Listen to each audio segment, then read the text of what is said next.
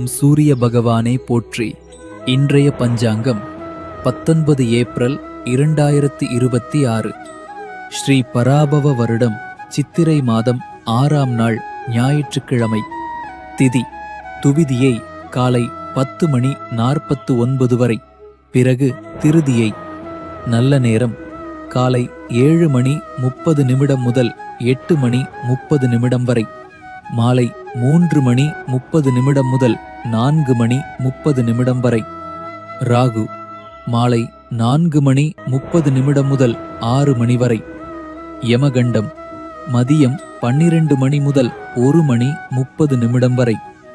இன்றைய சிறப்பு: மதுரை சித்திரை பெருவிழா ஆரம்பம். கார்த்திகை விரதம். சூரிய பகவான் அருளால் இன்று உங்கள் வாழ்க்கையில் ஆரோக்கியமும் ஒளியும் பெருகட்டும்.